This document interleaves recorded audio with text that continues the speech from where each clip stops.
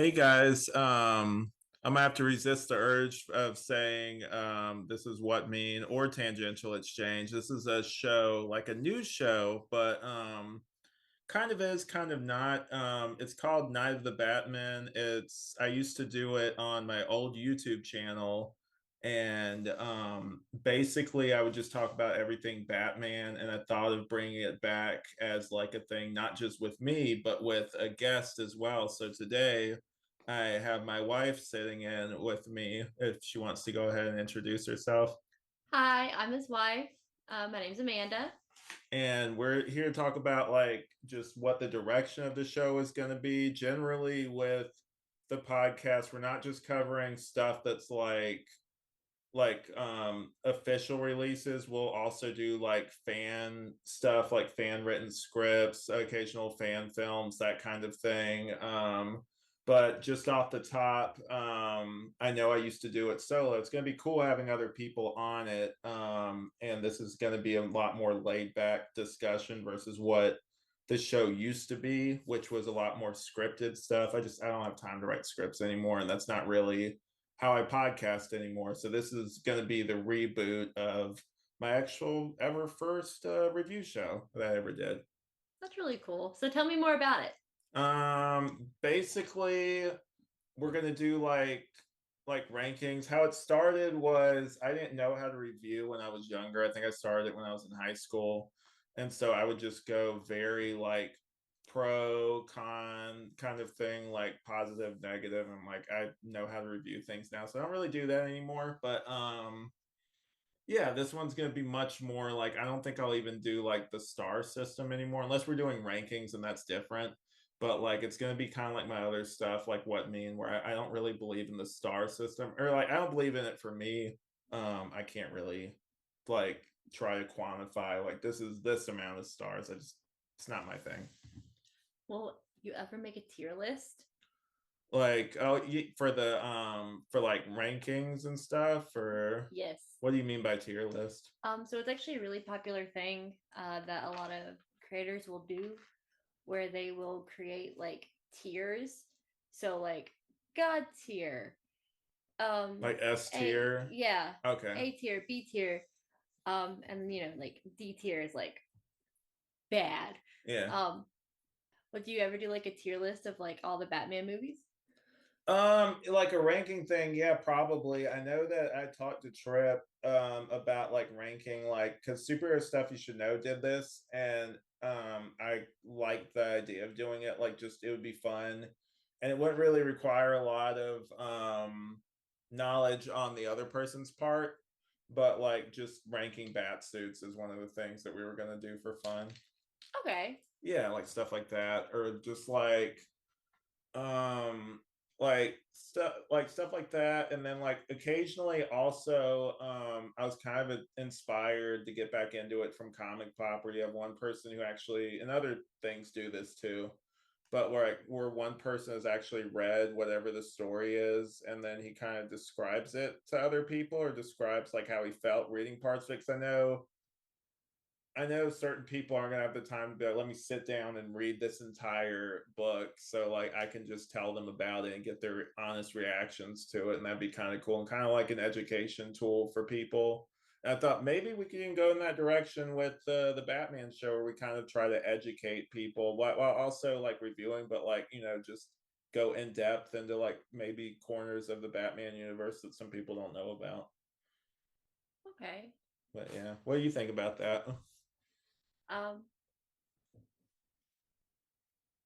You zoned I out? zoned out. Which part? The Um, whole thing? well, no, I know you said that you were gonna read stuff and then like kind of tell other people about it, like how you felt, like with a guest, and like have them react. But then you were talking about the Batman show, and I had no idea what you were talking about. No, I was saying like this show is a Batman show, and so I was going to use it to try to educate people too about like maybe corners of the Batman universe that people, and also people like you that are on the show that don't like you do know stuff about Batman, but you don't know like a ton. You know stuff because I tell you about it, like just obviously living with me. But Yeah, like yeah, I know more things about like anime than I would about anything comic book related. Yeah, so Except for Spider Gwen, I would argue I probably know more about her than you do. yeah, so I thought it'd be fun just to have people that necessarily like occasionally we'll have people that know like way more than me on here, like Ben, who knows like literally everything about Batman and stuff like that in general. So like occasionally we'll have people that know a lot, but I thought it'd be kind of fun to have some of my friends on that know like just like maybe have just seen the movies or like, maybe played a video game here or there. You think you'll ever have the kid on and have her rank the Riddlers with you? She's only interested in like Paul Dano, so like I don't know, like that would be it'd probably be a really short episode if that were it. Like she'd probably just be like, Paul Dano, and that's it.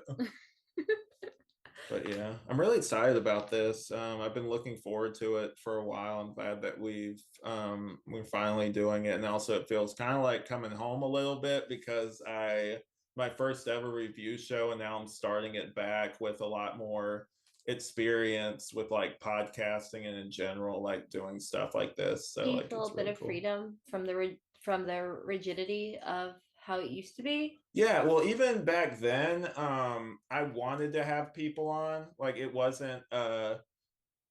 more of a by not necessity. What's the word? It's like I wouldn't say forced, but it's like kind of like it was either I do it by myself or the show doesn't get made, basically. What would that like it's not by It would be by necessity. yeah, because it's just like that's like I could just get me on there because a lot of people back then they would be like, "Oh, that's cool, you're making that." And they would listen to the show, but like whenever you say, "Oh, it was before a lot of people were in podcasts and like just review based stuff in general," so a lot of people would be like, I don't know, like we'll try to like figure that out or like I don't know kind of thing. So I'm glad I have people now that want to be on shows. It's kind of cool. So, what are you most excited to talk about? Um, I know I'm definitely gonna have episodes where unlike before, where I would just review different things. I'm definitely gonna have a new thing on here that I'm excited about, which is like things I love. And I think that's what it's gonna be called, where it's just gonna be me gushing to someone who probably either hasn't read or seen something, basically trying to motivate people to go out and read something that I'm really passionate about. Like I really love Batman the Cult, which is a comic that I love the art in it. I love the colors and everything, and just the story is really great too. It's one of the few Jason Todd stories before he turned into Red Hood that's actually really good and paints him in a positive light. So like I'm really it's like I know it's starting to come into the public eye a little bit more recently, but it's still one of those like underrated gems. So I'm actually really excited about that. I know that you're not as big of a Batman fan, but I do know that you have like one controversial thing. I brought it up on TTE before. Actually, the last episode we did, I think I brought it up. But what is your hot take that you wanted to share with the internet on my new Batman show? The best Batman film is Batman and Robin, and I will not be taking criticism. Campy Batman is the only Batman that should exist. I, I don't like Batman films that take themselves too seriously. And I said what I said. I think the Dark Knight series is terrible. so are you a fan of like the because some people say that the Batman Robin stuff is almost like a modern version of the Adam West stuff. Are you a fan of Adam West's Batman or no? I I don't dislike it. It's nice background noise. I think it's not too campy because I love high camp, but it's like just in that niche of like I'm gonna say 60s. It was 60s, right? Yeah, it was in the Yeah. 60s. Where like 60s television, I just feel like it's completely different than like modern television, and 60s camp is different than modern camp. Yeah, I could agree with Yeah. that. And so I like modern camp because I like the vibe. Also, it's Tim Burton, like Batman and like Tim Burton. No, He's a it's horrible. Joel Schumacher. What? Yeah, Joel Schumacher directed Forever and Batman and Robin. Really? Yeah, But I feel so much like Burton. it's not. That is It's wild. Joel So Schumacher. did Tim Burton just do Batman? He just did Batman and Batman Returns, Oh which my is the god. one with the penguin in it. And then after that, they kind of went their separate ways. All right, well, I like the bright colors. Also, it has Uma Thurman in it as Poison Ivy. And like as a gay woman, You liked her in that? I don't know. listen, Poison Ivy was part of my bisexual awakening. But Her like, and Robin. well, Poison Ivy in general, I would agree with that. But cause she but Uma Thurman, maybe it's just the acting that I could never get on board with. Because at least with Arnold, they're both doing a kind of similar thing. But like at least with Arnold, it's so funny because of how bad it is with like his one-liners. I loved her. That is, and like this is gonna sound so. That is my favorite portrayal of Poison Ivy. Not Like, the Harley Quinn show version. no, Really? yes, like I love it. It's so captivating. It's so like the colors are so nice, and like it feels low stakes. And I don't like things that feel high stakes. I have anxiety, and things that feel like they're high stakes just no, I You don't would want to like sit in discomfort. Why would I willingly choose to sit and watch something that's going to make me uncomfortable? you watch stuff like Promise Neverland though. Yeah, but it's not real people. Like anime, there's like this sense of separation because it's not like I can watch dark, heavy anime stuff because it's Yeah. not real people.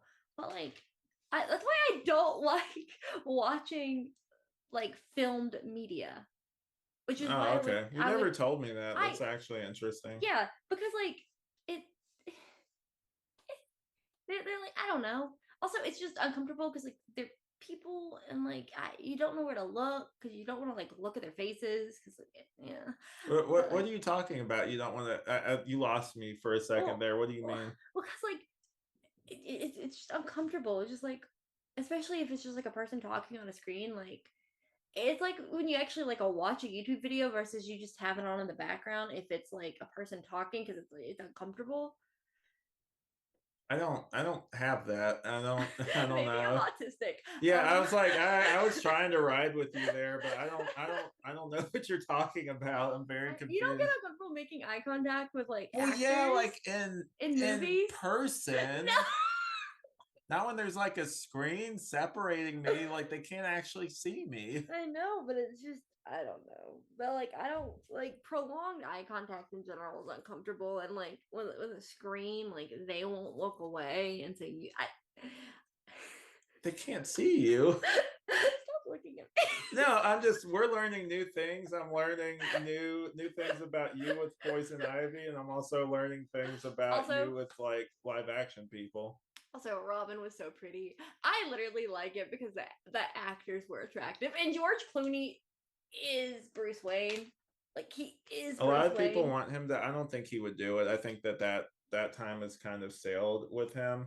But I will say that like a lot of people online are campaign not campaign, but there's like I'll see memes occasionally where they want him to come back as like a darker Batman just to see what he would do.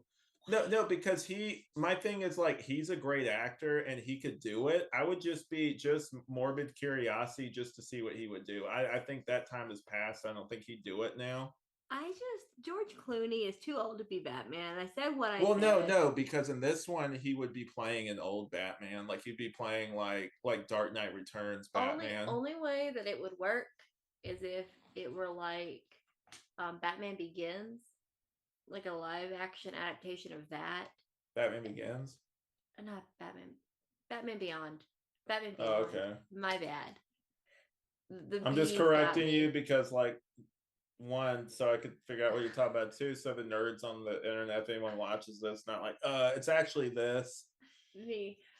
Not a Batman girly. I'm sorry. Well, it's actually cool because like unlike like it's like I can actually tell you stuff about it, and like that'd be kind of cool, like to have people on. Like that might actually be where I take this show. It's just having people on that don't know a lot, so it could be more of a conversation. So they're like, "Oh, I already know that." I also really do like sorry, circling back to Batman and Oh, you're Robin. good. Just I free love flow. stupid Bane. Like I know he's supposed to be smart and I know that he's supposed to be like this like, like Yeah. um not mob boss. I can't think of the right word. But like, I know he's supposed to be. I love Dumb Bane. I love Dumb I Bane like being the one in bossed the around. Harley. I like the Harley Quinn version of Bane, where it's a parody of the Dark Knight Rises version. I want him to be bossed around by Poison Ivy. I just want him to be big, strong, muscly guy who just does whatever she says. Like I love that so much. I think it's so funny. Hmm. I like that. Also, I like that like there was this I don't like so I love Poison Ivy, but I also hate like there's like this transformation from her like being like nerdy and like not hot to just being like a smoke show. That's from the comics. I know. I It's don't like diff. that. It feels It's very sexist, especially because in the movie at least, like they don't highlight the fact that she's a doctor as much. well in the comic, and I would have to actually. This would be an area that's kind of fuzzy for me with her character, but because she's not like in a lot of stories anymore. Mm-hmm. But in the comic, my understanding of it was, and I'll look this up later to figure out if I'm right, and I'll correct myself in the next episode. But she was like in like working at like a college or something, like as like a scientist still, but like her boyfriend or whatever injected her with the chemicals to turn her into poison ivy, and like kind of like it's kind of like a metaphor for like assault, basically, like how like I just read like a blurb on it, so like I haven't actually read the issue where it happens, but it's supposed to be kind of like a metaphor for assault a little bit. I hate it even more.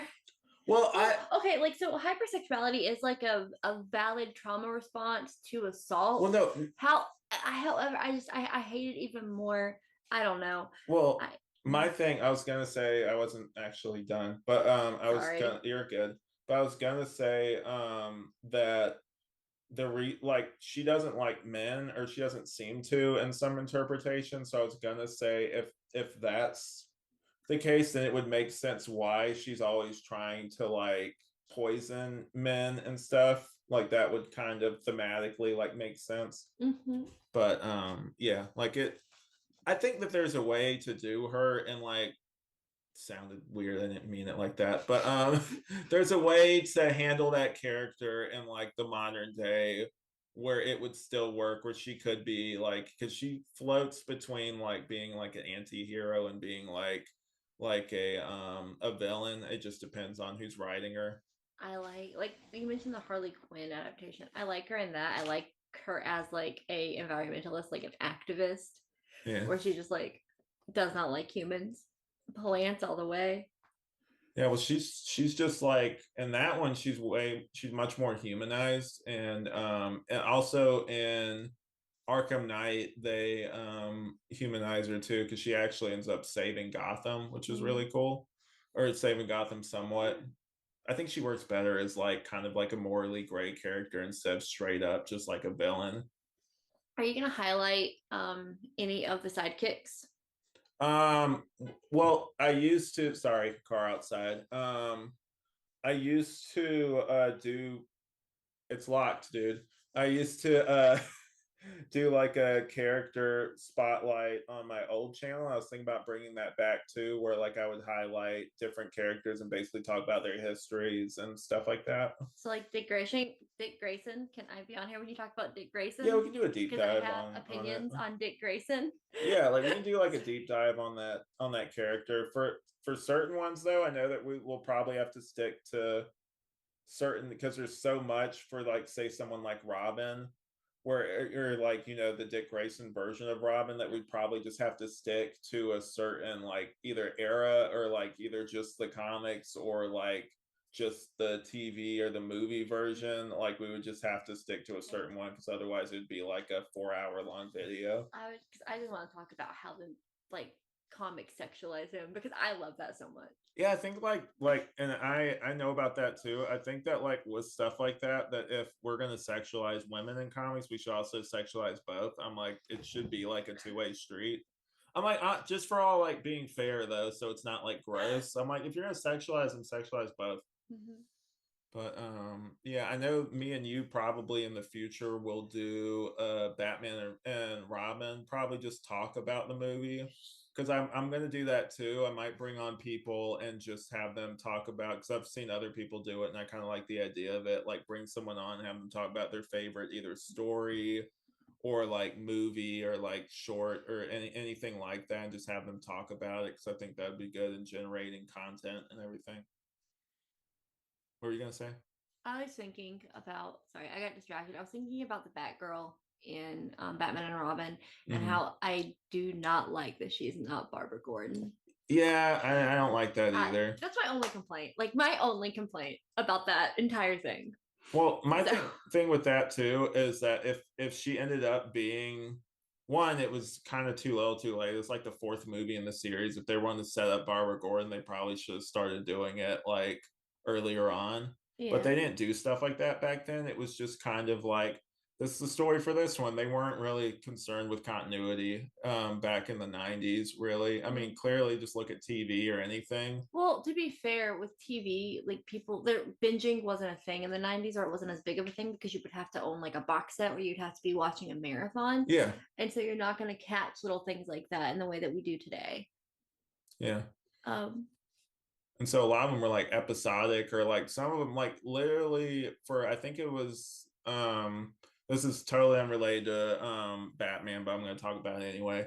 Um like they would on Pod Meets World, where it's like the people from Boy Meets World, like the cast members, like the main cast, like Will Friedle, Daniel Fishel, and Ryder Strong, who played Sean, Topanga, and Eric, all talk about that show. They were talking about how continuity is very different back then versus now. They like back then, they a lot of the executives would tell them they're like, look, like any show like this, we're just assuming that people are flipping through channels and just pick it up. So that's why they structured it like that. So you could just kind of just jump into a show without having to know all this like background and everything in it in order to enjoy it. But yeah. okay. Yeah, it's like I didn't know that, but that totally makes sense based off how TV and movies used to be versus how they are now. That's why like in a lot of movies, like especially older ones, they would almost have like a little recap thing where it would be Yeah. like it shows scenes from the previous movie because back then you couldn't really just pick up the movie and watch it right before you saw the sequel. Or and they would do that too on like important like plot driven like TV series. Yeah, They'd be like previously on yeah. Gossip Girl.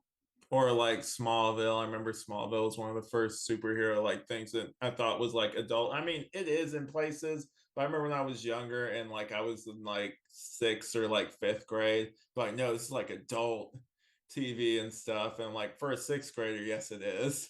Well, it's live action, so I feel like they're in the 90s, they're in early 2000s, there were not a lot of live action Yeah, shows geared towards um kids. Um unless you were watching like Disney Channel. especially superhero stuff. Like that's the Yeah. thing that people don't realize now. Like I remember back then, and I'm not saying Smallville was terrible, but I am saying that like back then there was your pickings were a lot slimmer back then, especially for live action. There wasn't barely, if any. I think Smallville was the only live action thing that stayed on that was related to superheroes for as long as it did. I can't think of another superhero related live action show from the 90s. You're going to say 90s Flash. That only Um lasted a season, and it was yeah. because they kind of screwed it over. Um but yeah, I can you think of anything? No, When I think of superheroes in 90s, I honestly think of Marvel more so than DC because I think of Spider-Man and X-Men. yeah. Yeah. But like oh, that's the other thing that kind of helped it stand out. Like, I know this isn't a Smallville podcast, but just while I'm thinking about it, like is that it was live action, and that like that was a big deal back then. I didn't know that it was. Sorry. Last thing about Smallville. I didn't realize. So my mom watched it Hmm.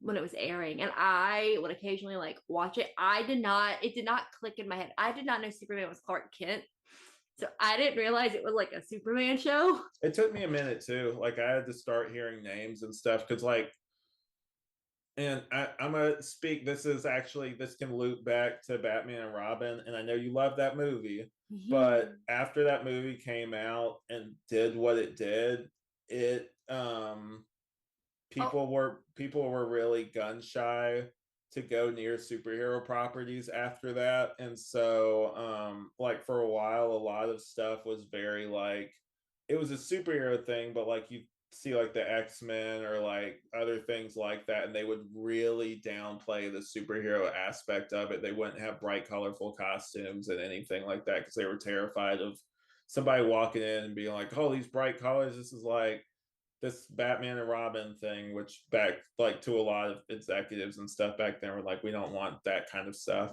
I think that with Batman and Robin, it did very poorly because it. So again, I look at it with rose-colored glasses because it was like nostalgic for me, Yeah, and I do love that movie. I love everything about it, except for the lack of Barbara Gordon. But she wasn't great in that movie either. what Barbara, the person that played Batgirl, I don't know. I was like, she's not Barbara Gordon. She was Alfred's niece. I can't remember what her character name was though. Which Alfred does have a niece in the comics, but she's like a secret agent. She's not like Yeah, Batgirl. yeah. Which is who I think that they were pulling from. I don't even know if she existed back then. That'd be something to look into Yeah. whenever we cover that movie. Yeah. But well, picks. Um, She described the Vulpix thing that sorry, it's audio, so I'm just describing yeah. it for Oh, I'm people. sorry. I like plushies, and I was cold, Oh, you're good. and Just I keep going on your thought. What were you okay. saying? But oh, what was I saying? You were talking about Batman and Robin and Batgirl and stuff like that. Oh no, I was talking about how like I would understand why it wouldn't do well because I feel like it appealed to me as a child because it was cool and pretty, but like if adults wanted like a serious movie, because like what year did Batman and Robin come out? 97. 97. What other movies came out in 97? That was around the time of the Matrix and stuff like that, right? Yeah, So the movies were taking a different direction at that time. yeah, they wanted stuff to be like edgier Yeah. and not as campy, which I have opinions, and they may not be popular opinions, but like I think being edgy for the sake of being edgy or being dark for the sake of being dark is poor writing and poor storytelling, and like so much media like that exists. It's just overdone and it's boring. It's I boring. It's like a Hemingway novel.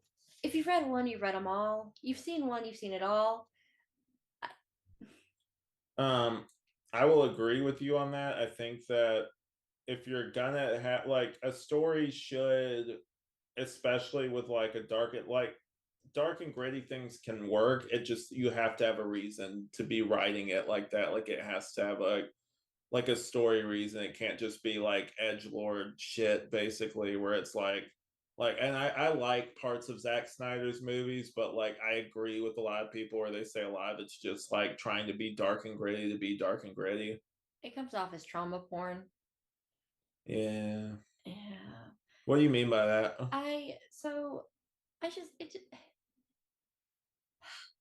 I feel like he does stuff just to, I guess trauma porn's probably like a little too extreme, A little but too harsh, maybe. yeah, I don't know. It's just not your kind of thing. No, It's not a lot of people's kind of thing. It has a very specific fan base. I like aspects of it, but I will say he's not doing them anymore. But if he were going to, he needs someone else to write it and he can just visually it was direct a it. waste of Henry Cavill's talent.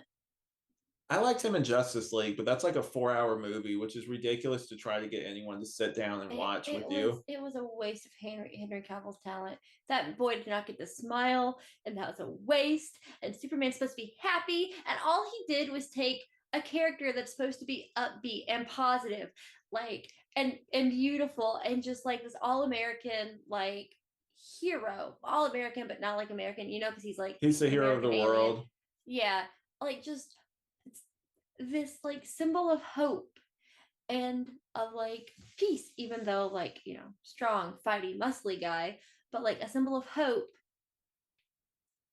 and just made him dark and gritty and angry and has this chip on his shoulder. It seemed like a poor writing choice and poor direction. I think that for it, like I've said this for a while. I know I made a video forever ago defending Man of Steel, but that was when it was early on. I mean, like I still like parts of that movie, but I sorry, I want to finish my thing and then you can say what you need to say. But my thing with it is that I don't think I've been saying this for a while. I don't think that he understood Superman. I think that he got a job where because it wasn't something he seeked out. It was something that WB kind of was like, hey, come and do this. And you could definitely tell with Batman versus Superman, who he was way more interested in was Batman. And I kind of just wish, like, honestly, that he could, like, just make a Batman movie. Like if that's the thing he wanted to do, just do that. Do you think he really understood Batman? Because like I think like I don't think he got Batman either because The killing he was crazy. he just wanted to make something dark and edgy. He visually I will say like for the visuals he understand like he's good at adapting and that's not an easy thing adapting visuals from a comic book and making it look good. But visuals without a compelling story are nothing. I agree, And I say that as a Miyazaki fan, like visuals without a compelling story fall short every single time. but no, what I was saying is that he like you hear him talk about the movie that he made, and I like Zack Snyder, but like it's almost like he watched a whole different movie from what was up on the screen because he'll talk about stuff that was nowhere in that movie. I just I don't know. I I remember watching the Justice League and like being like, I enjoyed Suicide Squad more. Wait, the 2017 one? Yes. Yeah, that one's a piece of shit. I I love enjoyed Zack Snyder's version of Justice League because he makes Superman hopeful at the end. Where like Superman kind of, I know you're never going to see the movie, so I can describe a scene really quick for you. There's a no, because it's 4 hours. Like that, honestly, like that's when I tell people like I want them to see it. 4 hours is a long time, and I know I you've seen the Lord of the Rings movies, I was gonna be like, I expect you to watch director's cut Lord of the Rings with me. Like, but oh, also side note, have you seen that funny video where Dominique Monaghan interviews Elijah Wood? who's Dominic Monaghan? It's the guy who played one of the hobbits, and it's not. Is it Sam? It's one of them. Is it Sam? Did he also play the 3 Second Tom and the guy from Stranger Things that dies? No, you're thinking of the other. It's the other one. That's It's not Sam. Sam, but the other one. Mary or Pip? The one that was also in Lost. I've Anyway, I'll show you later. But okay. there was a thing where they're friends or they get along. So he was pranking Elijah Wood, where Elijah Wood thought he was interviewing like this journalist from Germany. And Mm-hmm. so Dominic Mayan put on this German accent, was asking him because he can't see him. And so he was asking him these random questions, and like they increasingly got more weird as the interview went on. And like yeah, Elijah Wood just would start dying laughing, and then finally, like towards the tail end, started to realize this isn't real, kind of thing. Like this interview isn't real. But yeah, we can watch that after we're done with this. But Okay. yeah, like we'll get I get what were we talking about before that? I know we'll probably wrap up soon because we got Oh, other stuff we need to do. Justice League, and we are talking about how it seems as though Zack Snyder didn't understand the characters at all. I and about like storytelling and how if you don't have a good story with compelling characters and a character and understanding of your characters that you it's gonna fall flat. I will say that the 4 hour for the Justice League movie he did release that wasn't the Joss Whedon version was his best movie in my opinion, and like he understood the characters in that. Like Batman, as far as I could tell, didn't kill in that one and acted like Batman and was actually inspiring people, which was really cool. Like that's the one where I'm like, I will not take criticism over this other than it being long. Like that's the only thing really. I'm like, this is good. Batman is hopeful, which is why he can't just be dark all the time People because miss that though. he's not just the dark the if he's the Dark Knight, but like the modern like version of like a knight. And knights are supposed to be positive figures unless you're a bad person. Yeah. They're supposed to uphold like chivalry and justice, and like the code of chivalry is mm, yeah, like Problematic these days. well, it was problematic then. Well, people acknowledge There that it's were problematic now. yeah. But like stories of knights were still supposed to be idealistic and like having this idealistic like representation, and he's dark but he's still a knight. I think that people miss that, and I think that that's why they portray him as this dark, brooding, scary guy when he's not supposed to be. Like citizens of Gotham shouldn't be afraid to run into him, and I feel like the way that he's often portrayed in live action, they would be, Yeah. as opposed to they should be excited like little kids getting to see like somebody who they really like. And the portrayals of Batman in most media don't do that, and they don't do him justice. And I think it's a gross misunderstanding of the character. And again, goes back to being dark for the sake of being dark Well, without humanizing a character. well, I think that in the Batman, they actually make that part of his character arc, which I really appreciated.